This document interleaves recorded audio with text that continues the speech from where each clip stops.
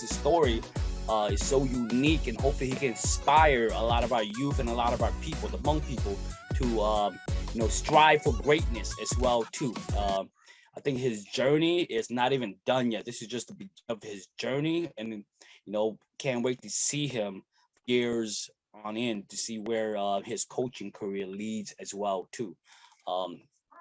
So before we get started, I am going to talk a little bit about Chance, man. He's probably gonna blush a little bit here, but hey, all that hard work, man, we gotta mention it, man. So let's start a little bit by talking about, I'm gonna read off some of your high school accomplishments. Okay, I got this right off of on the website right here, man. So highly distinguished young man right here. So here we go. In high school, played for the USSDA, for the Colorado Rush and the Rapids Academy. Colorado State Cup champion and MVP. High school first team all conference, high school team captain and MVP. Honor roll student, very underrated. Okay, honor roll student as well too. That is a little bit about his high school career. So this is his head coaching career so far. So on the website, on the North website here, that Lance in his first as the new head coach, he led the team to the program to start in the program. He led the team to its best start in the program history and was ranked as high as number 18 in the country. So it also said that Lance coached a total of 5 players who were selected to the all-region team in 2021. Okay, he first started as an assistant coach in March of 2021 and his way up quickly. In 2020, he served as the assistant GM for the Rush, where he was promoted to the GM at just 23. He became the youngest GM, I guess the youngest Hmong GM too, in American soccer history. He served as an academy staff coach and director of digital media and marketing for the Rush Youth Academy. Man, on and on, and I could sit here and read on and on and on, but hey, let's turn it to Lance and let him share a little bit about himself tonight. All right, what's up, Lance? How you doing? Hey, not bad. Hey, first I just want to say thanks for having me. I kind of followed the platform ever since you reached out, and I like what you got going on over here. So it's a pleasure to be on and getting to chat with you guys for a little bit. Well, thank you so much, Chance, man. My bad. Thank you so much, Chance, man. I appreciate you coming on, taking the time out, especially during this holiday, and and we also have a special co-host here as well too. We have Austin Vang. Austin is also, he used to be a soccer player. Like, he used to play against Chance, right? Or alongside as well too. But with and against. Yeah, we had up during the same time. Some battles, but yeah, we're about a year apart. Okay. So you guys kind of came up during the same era.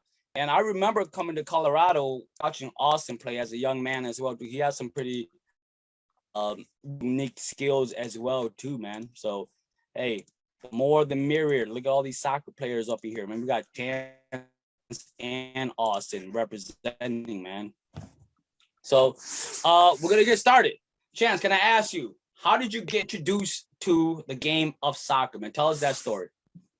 Yeah, so soccer has just been a huge thing in my family. My dad and my mom, they absolutely love the game, and they just wanted us to have something to do while we were young. So since I started playing ever since I was 4, my dad introduced me to it, and it just kind of took off ever since, with all their support, not just my parents, but all my other family. And we have our small Hmong community here in Colorado, like Austin and other Hmong, young aspiring Hmong soccer players and their families that also love the game. So I just continued playing on from there, and kind of expanded a little more within my club, but then also within Hmong soccer tournaments and stuff. And I've been meet a lot of cool people and other aspiring Hmong soccer players from all over America as well. So but yeah, I mean, honestly, that's how it started. I just fell in love with the game honestly, it's just something fun. If it's fun, you keep playing and having a good time, and then everything else, that kind of comes along the way,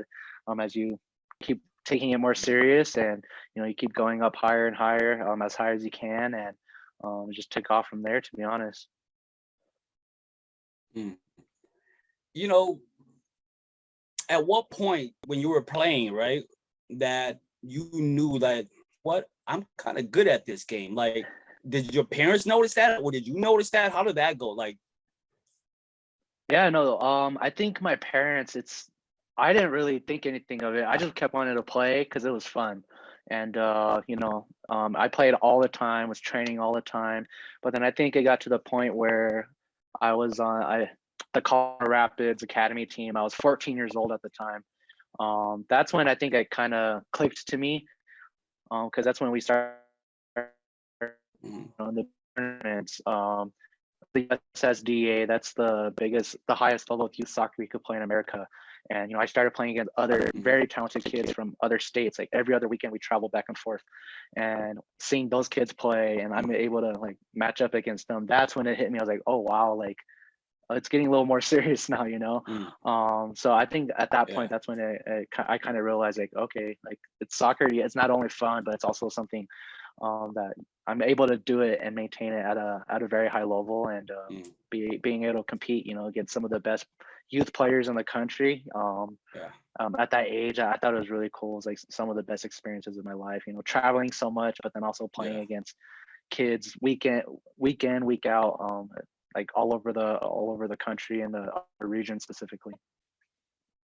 Can you speak a little bit about the amount of work that had to be put in order to even sniff that level, man? I think a lot of the time our young people here, they kind of see the end results, but they don't really see the behind the doors, the sweat, the tears, and all that kind of stuff. Can you speak a little bit about that?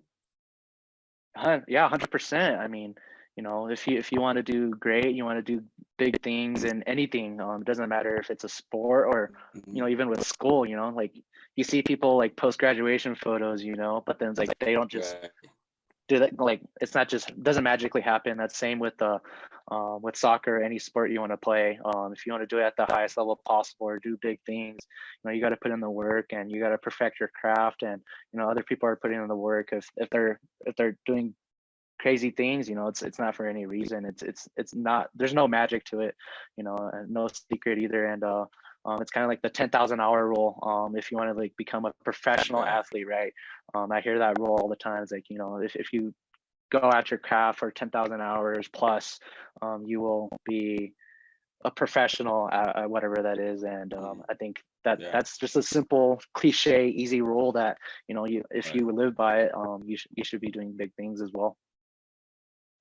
For sure, man. I think I'm so glad that you're sharing that message as well too, and that's what we kind of try to promote on our program as well too. That it's not just wake up and I go and play. It's I wake up, I work, and then I work at my craft every single day. And those hours, you know what I mean, is so highly underrated. And it's not just for sports; it's for anything. Anything that you want to get good at. So let's talk about this. Can you share the role your parents play in your journey? Yeah, so my parents, if it wasn't for them and how they raised me and how supportive they were, I would not be sitting here right now with my experiences. They were like my number one fans. They were the number one supporters, and everything they did, they sacrificed so much for not only me but my siblings as well. And once they knew, like, yeah, I really love the game. They would be willing to make any sacrifice possible.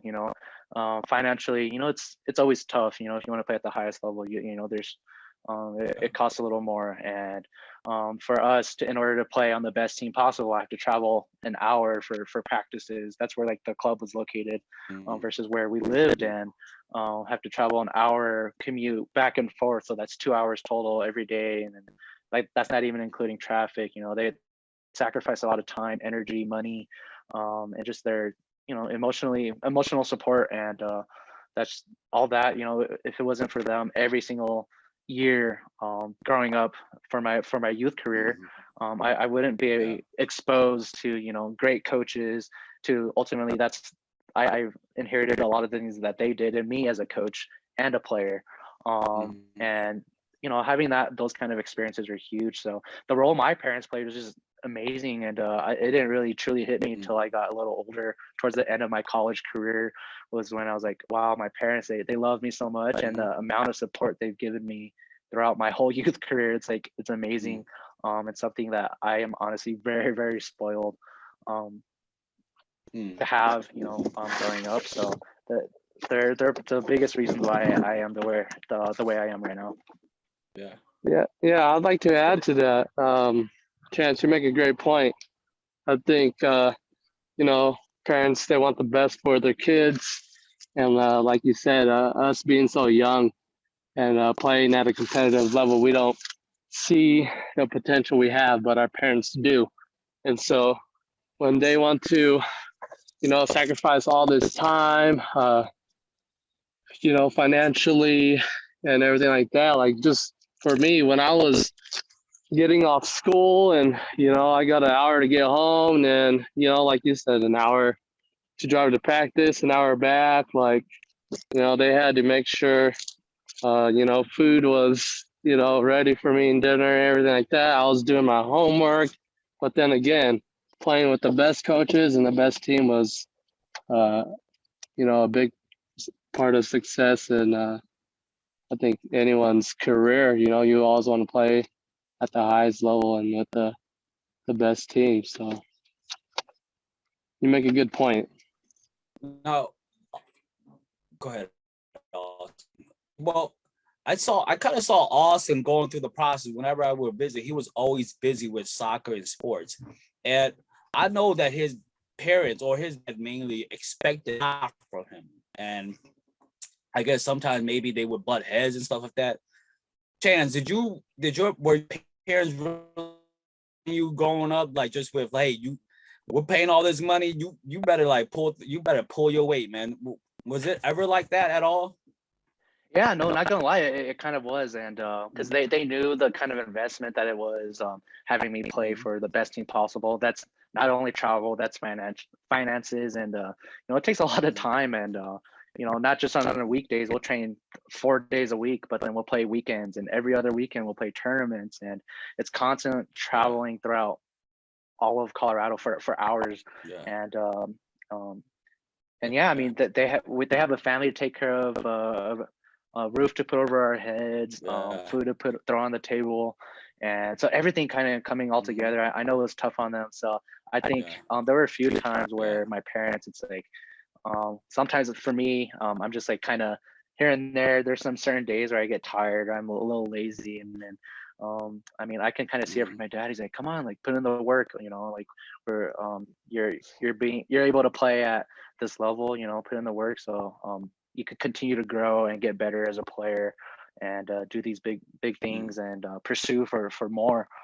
So yeah, I mean, there were times where they were kind of on me about like, come on, like stay focused, put in the work, keep perfecting your craft, keep going, and I can see why, I totally understand. Well, looking back in hindsight, you learn to appreciate it. But when you were in the moment right there, was there ever any animosity? Like, why are they pushing me so much? Like, I just want to be a regular kid. Was there any feeling like that? And Austin, you could probably answer this too. For me, 100%. Yeah, because I was like, there were times where I remember before we had a tournament for the weekend, and it was a Friday night. I had family coming in from out of town. Then we were gonna go. They wanted to watch a movie at 10 p.m. and they asked me if I wanted to go. I'm like, oh yeah, of course I want to go. I don't get to see my cousins, very often every year, and they're here for the weekend. They want to go watch a movie, and then but we had a game. It's a tournament the whole weekend, and 8 a.m. game the next day. And my dad, he's like, no, like you can't go. Like, do you not know you have a tournament? You got to wake up early. You got to play. You got to be well rested. And I'm like, I was like pretty much begging my dad, like, please, let me go. I want to spend time with them. I want to watch the movie. I want to, like, I was a kid. I was like probably 12, 13 years old. And but yeah, I mean, I remember that was like just one example. He ended up letting me go because all my cousins kind of really, really like begged him to allow me to go. I went, but man, let me tell you, the next day I was dying. And ever since that moment on, I just kind of realized, I was like, okay, I see what my dad's saying, and like I could feel it in my body being so young, and like I needed the rest in order to perform well like the following day. And but my dad and I, we've had like quite a few talks like that, where especially when I was younger, I was like trying to tell him, like, like I'm soccer is 24/7 in our life, and there were some times where I really wanted the time to be a kid, like you said, but at the same time, I do understand, especially now, I understand where they were kind of coming from there. Right.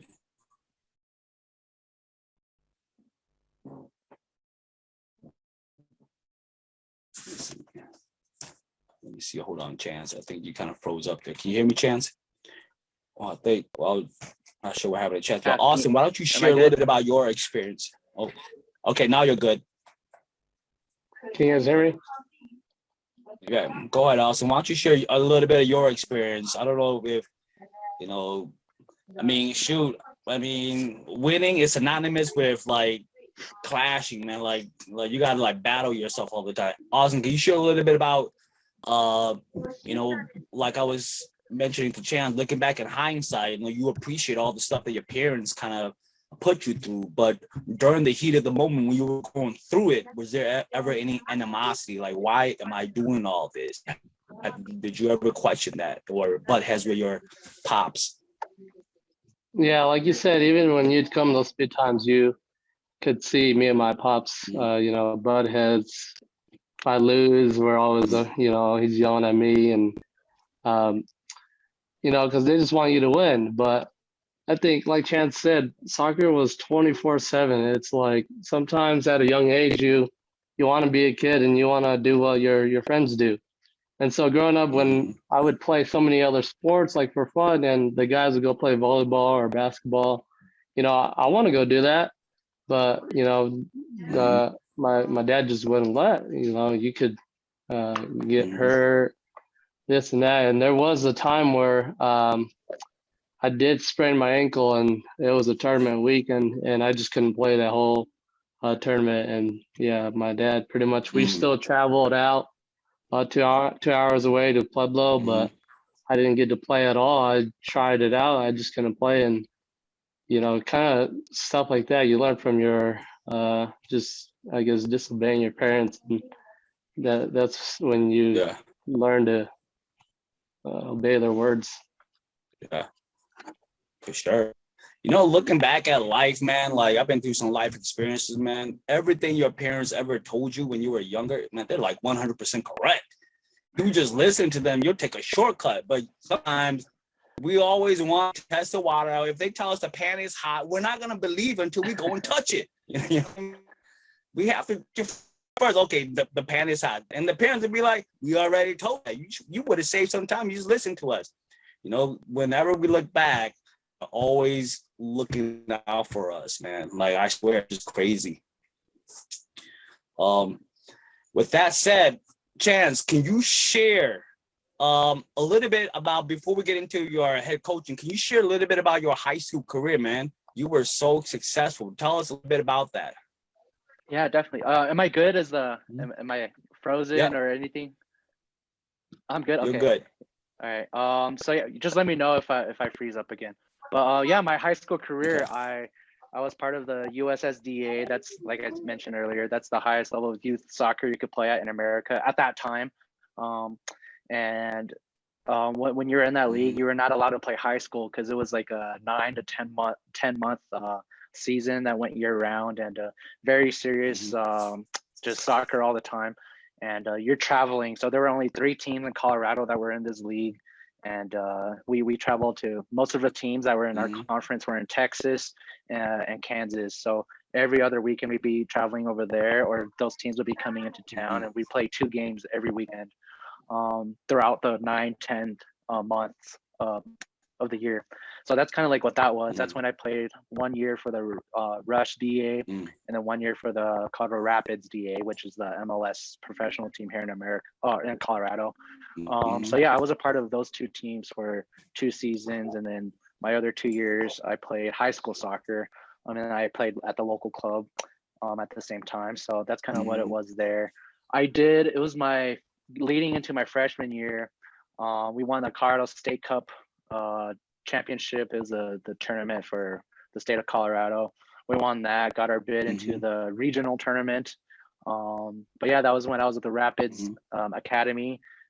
They did votings and like the type of rankings, and I was lucky and honored enough to become or be voted the MVP of the Colorado State Cup tournament. And but yeah, I mean that was all fun. That was a great experience. And then I think one of the craziest things is just me playing against crazy good players growing up my whole life. And you know, they're players that they're playing professional. Like one of them, McKinney, that's his name. He's currently teammates with Cristiano Ronaldo, and I played against him. And that's just like one example of like players that I got to, you know, grow up, you know, battling against. And you know, those are some pretty cool experiences I'll never forget. Man, that's crazy. If you're just joining us, we have Chance Vang and Austin Vang. They play soccer growing up. Please share this story on your page. I think it will, you know, do a lot of us benefit just, you know, hearing these two young men's story as well too, especially Chance's story. Chance, I know you're an old man now. You're 24, man. Are you retired, or are you still playing? Or I know Austin, have you touched soccer ball in a while? What's up with your career, man? Is it still going? Here and there, we just purchased 2 goals at church, so I decided to buy some shoes again and lace it up with the OGs. That's who I could keep up against. So I'll lace it up a few times with the OGs, but that's about it. Nothing too serious no more. Yeah, for me, I joke around and say I'm retired. I don't play like that anymore. I don't play competitively anymore.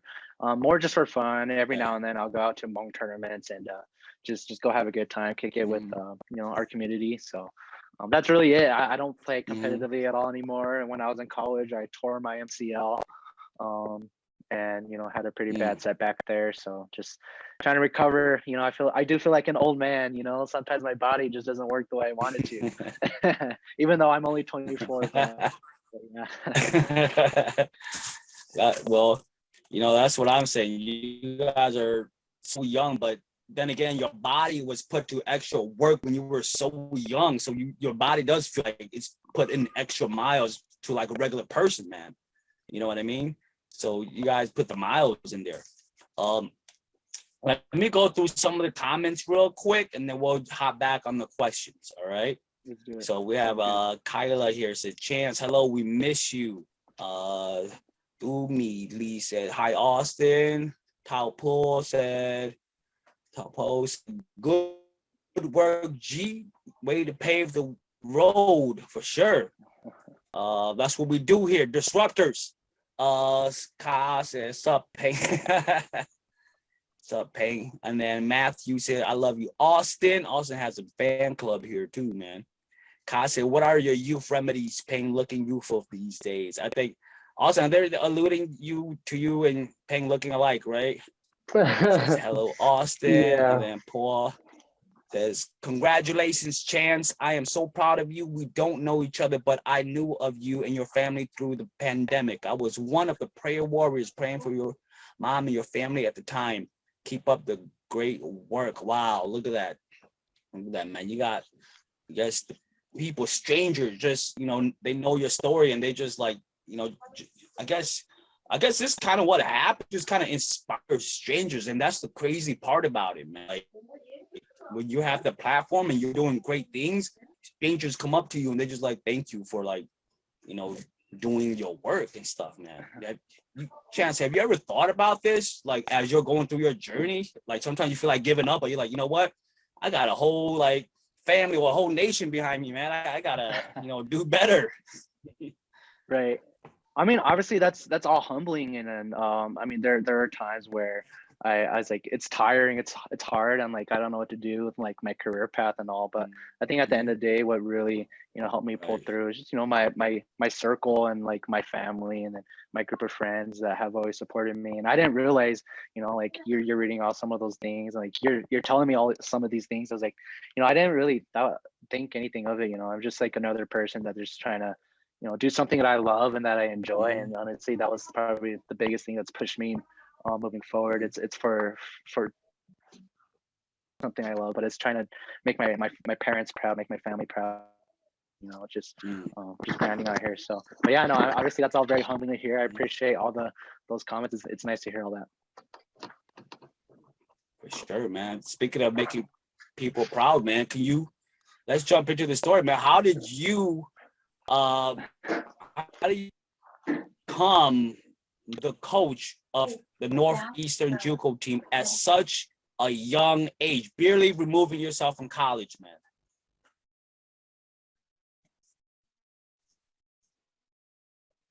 Yeah, I mean, Chance. Honestly, I just, is it still on? Go ahead, Chance.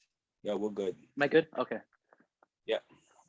So honestly, I've been asked this a few times. I tell people that honestly, it's a luck is a big part of kind of what goes into a lot of things. And I think that was probably one of the biggest things.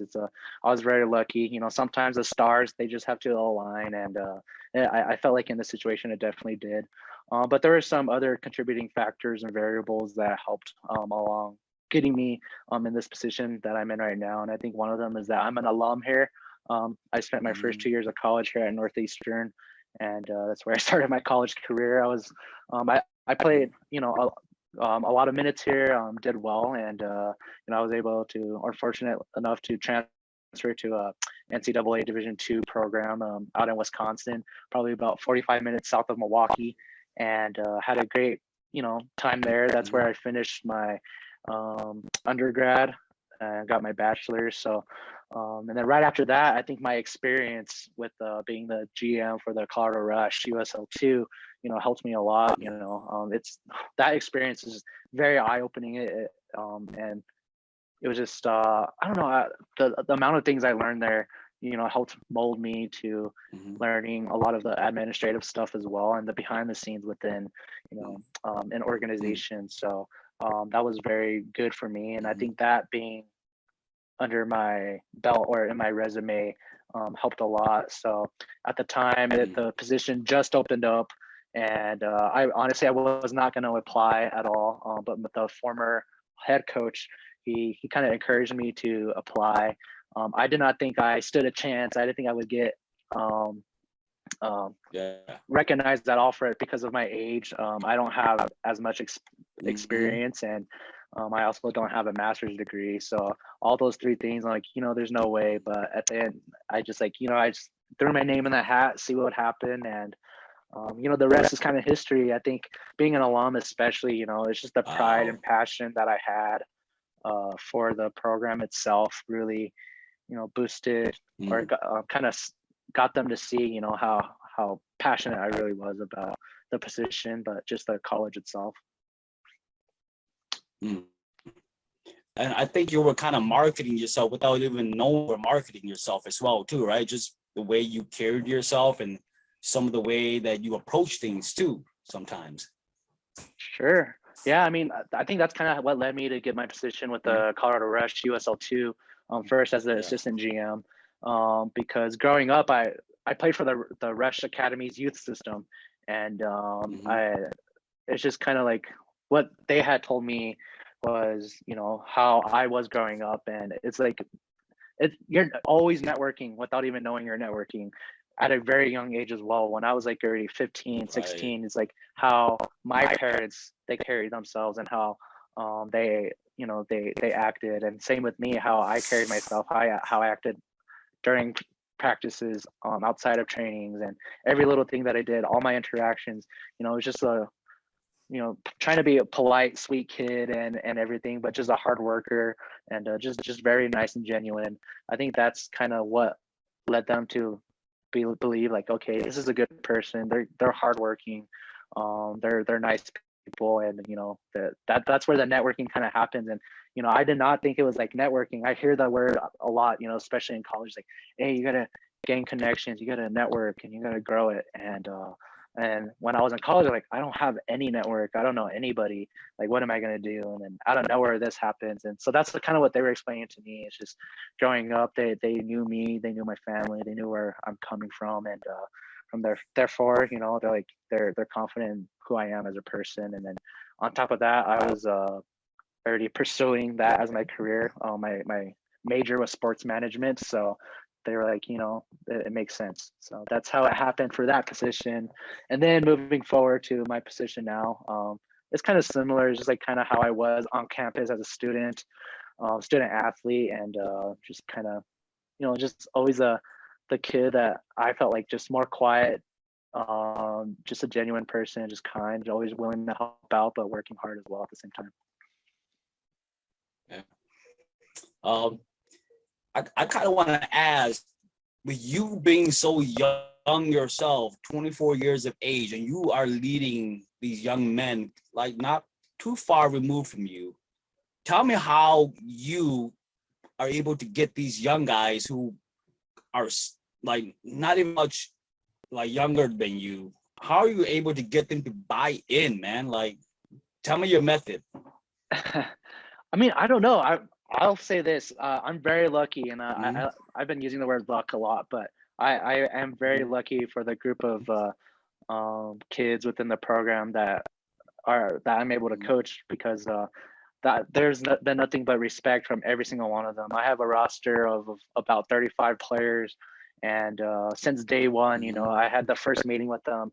Honestly, I just sat down and I told them my experience, my philosophy, and that I want them to do good things, but I want to do good things, and I know they have their goals too. Let's just help each other, fight for each other, and I honestly feel like I've gained enough, established the trust between them and myself, to where I feel like I'm very lucky, because I know, like, if I asked them to run through a brick wall for me, I feel like that they would do that. And that's where I feel very, very, just happy about the group of kids that I did get, because they would do anything for me, and they're gonna work their butts off.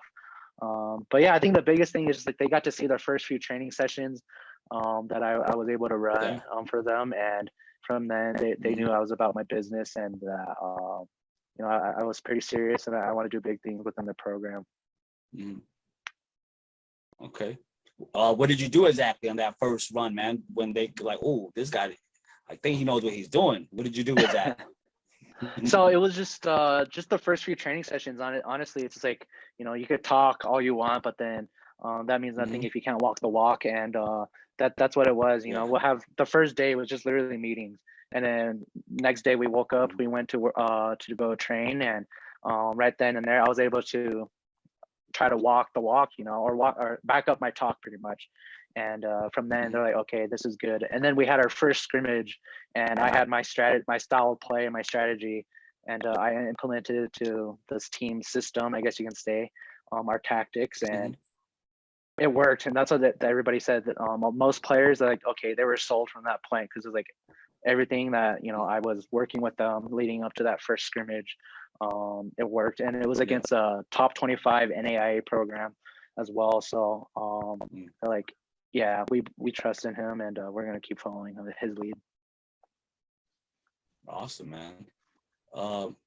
Speaking of players, can you tell us some of your philosophy on recruiting players? What are you looking for within these players? Like, is it family structure? Is it work ethic? Tell us some of the things that you look for in recruiting some of these young men. Sure thing. Yeah. So obviously you want the talented players. You could see that in their highlight video, but what people have to understand, there's so many players that are good, and it's not just because, okay, there maybe an individual's very good, but like, there, you can easily find somebody, that can play at a high level too. So keep that, because I'm recruiting around the globe, not just within America, not within a few countries. No, it's everywhere. So there's that. That's the first thing. Once I identify a very good player that I feel that can elevate our level or play, help us continue to stay at a high level, that's when I want to get to know them. I want to know about their family. I want to know about how they were raised. I want to know about their background. I want to know about how they handle adversity, and overall, just understanding their character, understanding their upbringing, and just finding out all that stuff, their personality, and that means more to me about how good they are. I've turned down players where they probably would have been All-Americans and the best player within our program, but I kind of had questions about their character, their personality, and so I just turn them down. But I'm like, but I understand that I can bring in talented players. I'd rather have a great human being, because the end goal for me is to develop not just great players on the pitch, but even better people off the pitch, because they're almost kids coming into college, just trying to learn about life. And the biggest thing for me, the most rewarding thing for me is, kind of grooming them into becoming great young men, and, fathers, husbands, and having. So yeah, I love to win. And I want championships, and I'm very competitive, and I want to bring in quality players. I want to bring in quality people, and I want to develop them, off the pitch just as much as I want to develop them on the pitch.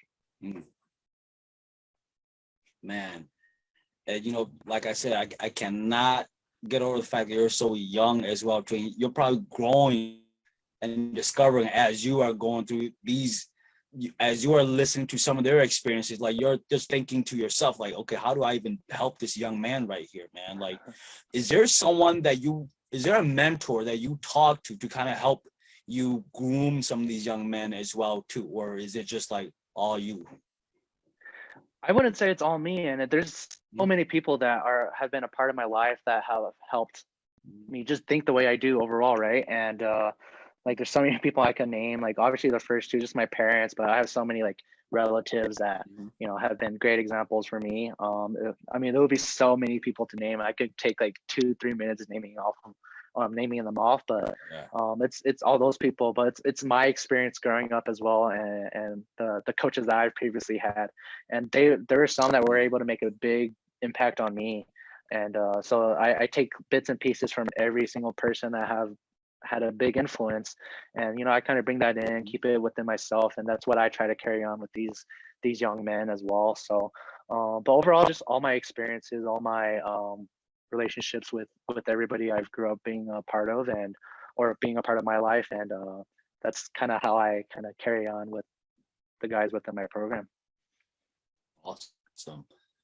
Did you ever think that you were going to become a coach? Did you ever have, or did it just kind of like, was it just like an opportunity and you just went at it? Did you ever plan coach? I thought I did in my head when right when I started college. I was like, oh, maybe I'll become a coach. I wasn't sure yet. It was tough because in college, I went to college honestly just like almost just for soccer. And, at the same time, I was like, okay, hey, I get to get my degree. That's what it was at first. But as I kept going at it, I'm like, okay, I specifically picked sports management as my major. And I was like, okay, maybe not coaching yet. And then it didn't really hit me until like a little later on. And I was like, I like this, and I get to be a part of the game that I love, but even more importantly, I get to help, impact and influence, young kids' lives, and help groom them into trying to reach their goals, and with whatever they decide that they want that to be. Okay. Let me ask both you guys this, Austin and Chance here. I know Austin, you stepped away from the game, and Chance, you're on the coaching side now. Do you guys see things differently now that you're on the sidelines as to when you were players? Like, or is it still like the same thing? It's just that you can't do it physically now. How do you, is it any different, Austin? Can you lead with that? And then Chance, can you hop in? Just to keep that simple, I think just looking back, and sometimes you're so young that you really don't develop that knowledge for the game yet. Simple stuff like that. So as you become older and you look at the new generation playing, or even people at the collegiate level. It's like, takes a lot of hard work to get to where you want to get.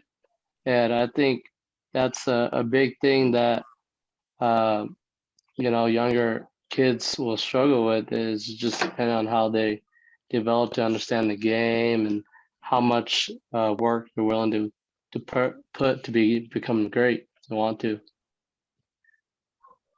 Definitely, man. Definitely. Chance, can you share some insight? Sure, yeah. To piggyback off of that, the way I see the game now, because every now and then I'll play as well. Like I'll just go play with the local teams here or pick up soccer here and there. And the way I think of it is like, man, the way my mind was, I feel like it's a lot more mature now than it was before as a player. And mature, what I mean by that, it's like I understand the game in a different way. And I'm like, if I knew this when I was younger, the game would just run more smoothly, and I'd be a lot more confident and calm, and I'd see something now a lot sooner. But as stuff, and that's probably the biggest thing that I've learned. So now when I do go out and play, I feel like everything is just like clicking in my head a lot quicker. Everything's a lot more mature with what I'm processing, and just the way I just kind of go on about what I think is going to happen next and stuff like that. Let me ask you this, man. I know that, Chance, you're representing a whole college now, man. Has your lifestyle changed because of this? Because you are a public figure now? Had you have to tone it down on social media, or tell your family member, hey, y'all gotta tone it down. You guys can't be saying this stuff. You guys are related to me. Has anything like that changed? Yeah, no, 110% has. And a lot of it definitely has to have toned down a little bit, or a lot, I would say. And obviously, it's a professional now. I mean, you're the career path that you're taking. So it's a lot more like I talk about the maturity type of thing, and that's something where you have to understand. And same with my family there, or my friends. There are some instances where they were there's some things I had to tell them, like, hey, like you don't post this, or you can't be posting doing that, or like tagging me in this kind of stuff. And that's just like kind of how it is. And kind of to piggyback off of that a little bit, like especially for like in terms of recruiting, or like what you want to do after college, even if you're not going to be going to college as a student athlete, but after you're done with college and you're trying to find a job, people honestly look into all that stuff. I look into all that stuff too as a coach, and when I'm recruiting, I go on there, look them up on social media, and like I understand like the young kids, they're wanting to have a good time, and the things that kind of go on. But like at the same time, like they gotta kind of be professional about it, not really let that be out in the public either, especially via social media. So, with that being said, that's what I've understood, and that's what I've been trying to, do. My dad being like one of my mentors, I'm thankful for him being able to remind me of all that all the time, even before I got into college. Yeah. And so yeah, I mean, I try. That's what I try to, encourage kids to do. Is like, hey, you got to clean up your social media. You got to tone it down a little. You can't be doing this so much. And although, yeah, you're young, you're trying to have a good time, keep it a little more private, and everything else will be fine. Just going to fall into places perfectly. So for me personally, yes, 110%. I'm not saying I have to, and I'm only doing it because of my job. That's what should be pretty normal to do. So let me ask you this real quick. Are you single?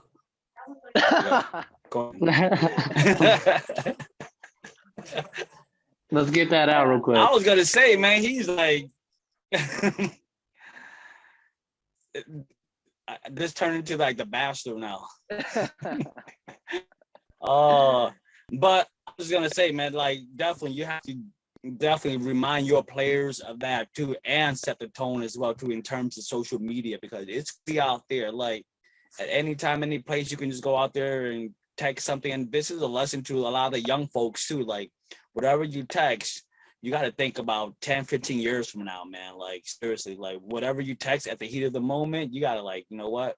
I'm not gonna do this because 10, 15 years from now, a company will be scrolling through your social media and your name pop up on some stuff and it lose an opportunity. You know what I mean?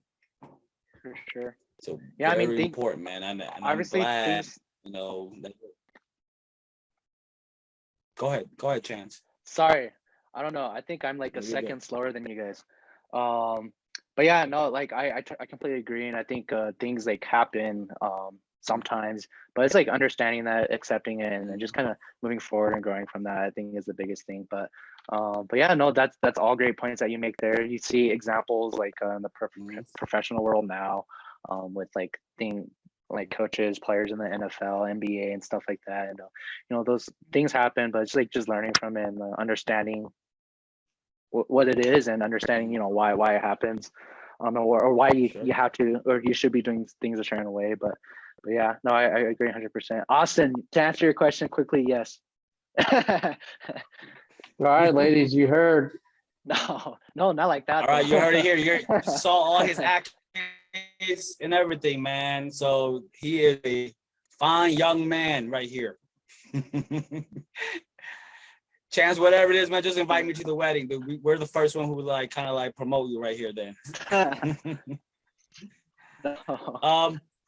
Chance, do you ever, I guess, think of yourself as like maybe potentially can be like a Hmong icon, like kind of like a sort of like a Sunisa Lee, where you're out there and just like in the mainstream like that? I mean, potentially you can get there where you're coaching for like the top team at the top level. Have you ever thought about that road and that journey? Has it come to your like mind at all, or you're just doing your thing, man? No, honestly, no. I'm just out here. I'm trying to do something I love and that I enjoy, and you know, I'm just going out and trying to, you know, be a good example and like just showing these kids like, you know, if you love something, go out and pursue what you love. For me, I forget that this is a job sometimes because of how much fun I'm having, and it's just something that, you know, I forget that I work, and sometimes I can't believe I'm getting paid to be a part of the game that I love. I grew up playing my whole entire life. And that's the biggest thing for me, you know. And I never really thought of it that way at all, and you know, I never really want to think that way at all either, because I'm just here having a good time with my career path, and being able to make an influence and impact on my 35 players per year, and recruiting so many players from all over the world, as well as, you know, networking and just being able to socialize. I think that's what makes me happy, and very proud to be doing what I'm doing. So honestly, I think if anything, I just want to be able to show, you know, aspiring kids, like if you love something, pursue that, do it, and you know, go hard at it, and everything else will fall into place. Man, what a great lesson right there.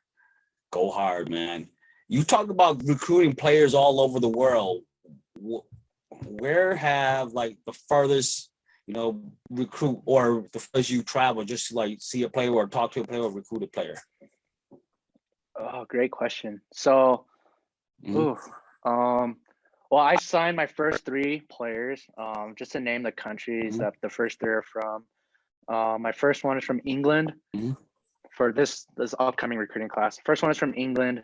Second one is from Australia, and then the third one, most recent one, he's from Poland. And then I've waiting to hear back from a few other players. One from the Netherlands, one from Japan. So just kind of waiting to hear back from them.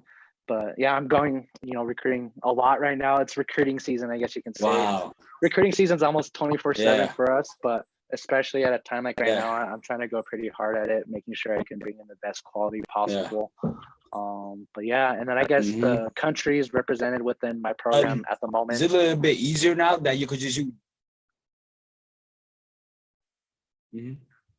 Oh, sorry. Go ahead, Chance. Okay. Go ahead. You're good. That are represented within our program now are players. We got players from France, Germany, England, Brazil, Switzerland. We have an Australian. I mean, that's just to name a few. I might be missing some, and I believe there's like 6 different states and America that's represented within our program as well. So, we're very diverse in a lot of different cultures for sure. Man, that's quite unique, just having that many representation from all over the world, man. Do you find yourself needing a translator for some of these players, and they've acclimated with like the American culture and stuff like that? Yeah, so there's we have a requirement. They have to have a certain English level to get even admitted into the college. It's called a TOEFL test. They have to score a certain score there. There's a few players where I have recruited where they need a translator. So usually when that happens, I just kind of get a gist of their English, and when they need, if they don't have a lick of English, then usually they're not going to be able to get a high enough score to English score to get admitted. So that has happened a few times. There's some where I'm quite surprised sometimes, where I'll recruit in a country where English is not their first language, but the level that their English is at is like, it sounds like they're fluent 100%. Yeah. So I'm surprised a little bit there too, but the spectrum between some recruits is like, it's so black and white sometimes. Yeah. And you know what? Honestly, I think some of them who are following the soccer path, honestly, sometimes I think it's part of their program where, okay, I want to play soccer. They're on the side too, just to communicate as well too, because English is kind of like a language, you know what I mean? So I guess they do have some sort of training too, but I believe like a lot of these players who come from overseas and want to come to the United States, I've been overseas, and the United States' education is highly valued, man. Like, people want to come here to get the education in the US, man. Sometimes when we go through the system, because some of us come from public school system, and we see some of the raggities, and we see some of the good schools. But overall, I think the US's education is just top notch, just like compared to other countries. And a lot of the kids, they love that opportunity to grab that degree and hopefully go back to their country, do something big with it. So that's another opportunity as well too.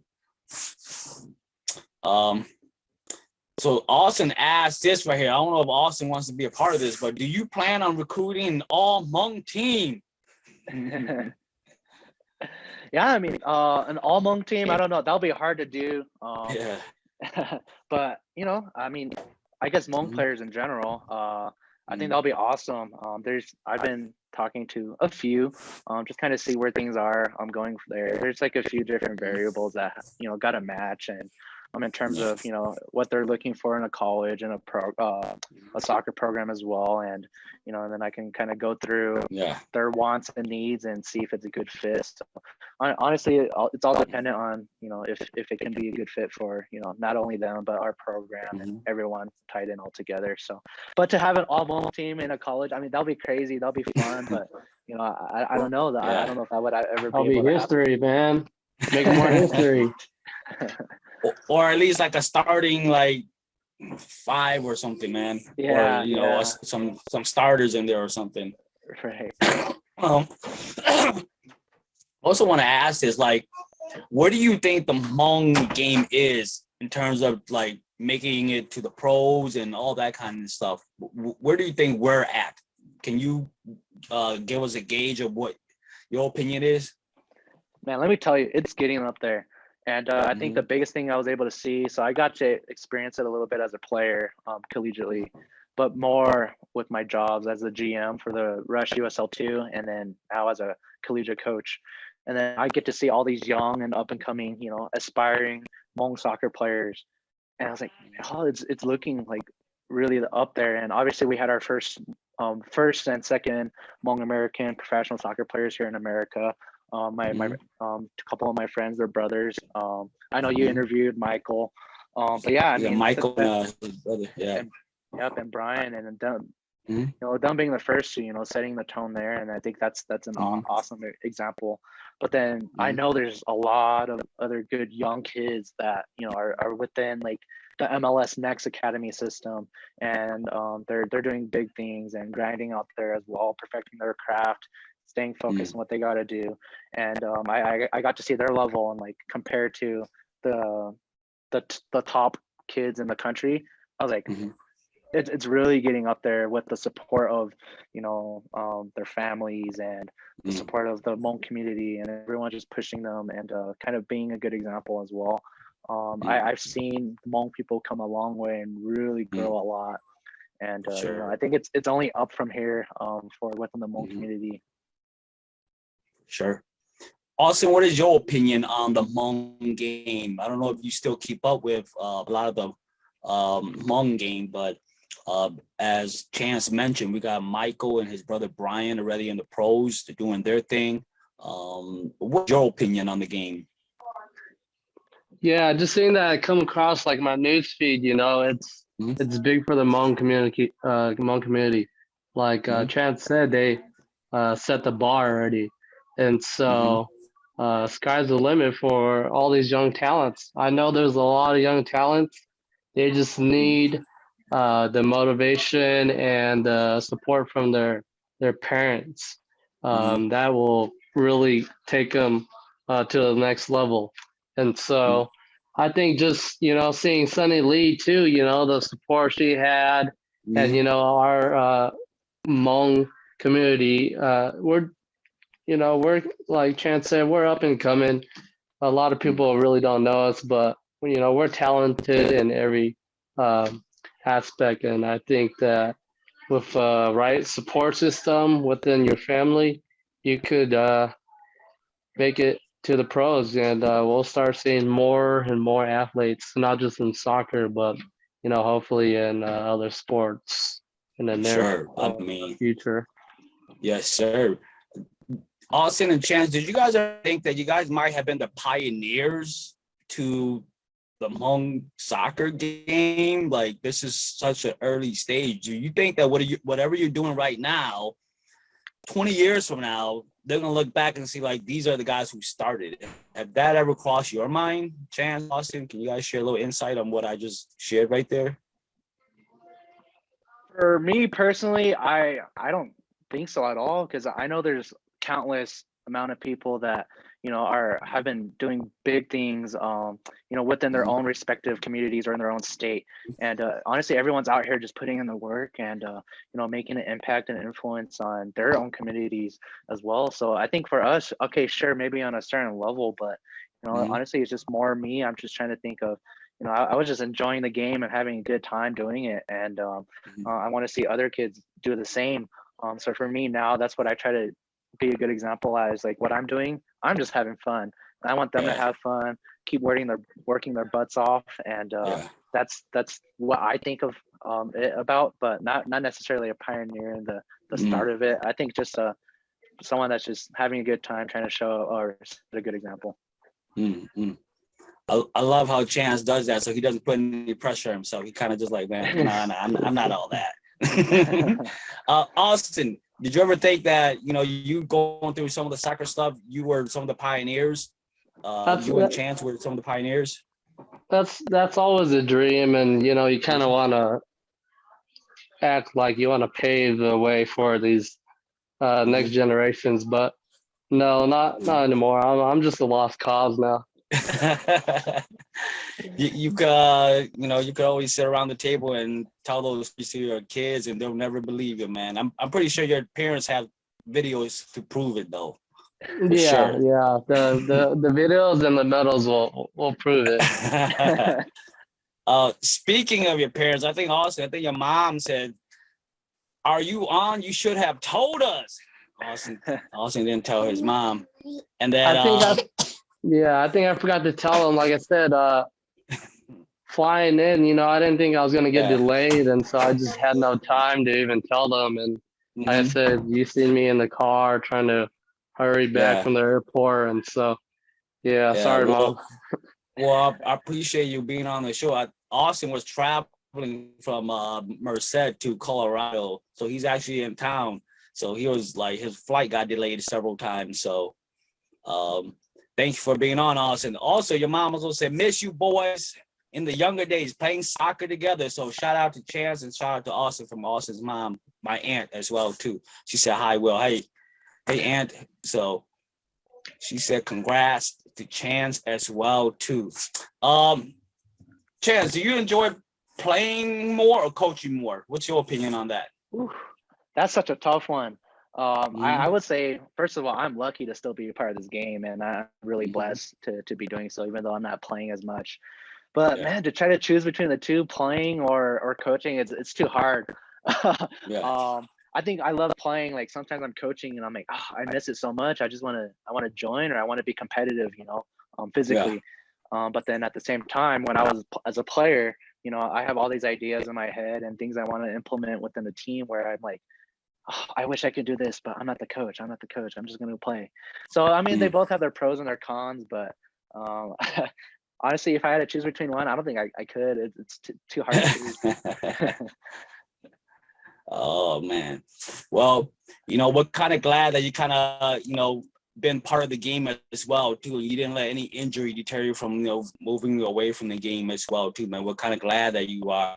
In my opinion, I think you are pioneering something that could potentially lead to something big in our community as well too. And it's awesome that you don't even think about that. Like you said, you're just out here doing your thing, having fun, and trying to be successful at what you're doing, man. So that's a great way to approach things. Less pressure for sure. Yeah, keep Um, paving the way, man. yeah, for sure. Let's go with this last question right here. Okay. So obviously you're coaching for Northeastern right now, man. But what is the ultimate goal? Where do you hope this leads to? What is this a stepping stone towards, man? What is the ultimate goal for Chance Vang 10 years from now? Where could we see you? Yeah, my biggest goals Mhm, right now, I want to end up being a head coach, assistant coach at a mhm, NCAA Division One or a mhm, solid NCAA Division Two program. And I mean, I feel like I'm already living my dream out right now as we speak. But to be able to do it at a level of that extent, that would be another dream of mine that I get to mhm. live out, and it's something I would love to continue doing for the rest of my career, my life. And that's the biggest thing for me, and that's where I see myself in 10 years, 5 years even, and you know kind of continue to strive and see what I can do to get it there. Well, we're so glad that we got you early, man. I think 10 years from now, hey, we're gonna be like, hey man, I know that guy right there, Hall of Fame coach right there. I'm glad that we got you at your early stages. I think the sooner you start with you right now at such a young age, the more you'll get into the game and the more just mistakes that you make, you'll learn from it. And then by your 30s, man, you're gonna be like a seasoned vet. I mean, you're gonna be in there knowing everything, knowing what needs to be done. So, I mean, you're definitely on the right track, man. We look forward to you 10 years from now, to not even 10 years from now, but your journey as you go. And hopefully, we do see you on the national scene 10 years from now, man. I know the community would be so proud of you. So, Yeah, no, I really appreciate that. I mean, it's great to kind of hear you talk and kind of hear your 2 cents too about all this as well. And yeah, no, I really appreciate that. Appreciate you having me on, and this is all really fun. Austin, hey, just for everybody, Austin and mhm, I, we pretty much grew up together. We used to actually like sleep over together. We played alongside and against each other too. mhm. I wish Austin was able to continue his soccer career, but I had an injury. But Austin was a very, very good player, very solid, and someone I enjoyed playing with, and in a way, someone I looked up to too. Yeah. Well, Austin couldn't pass up on this chance. Like, hey, man,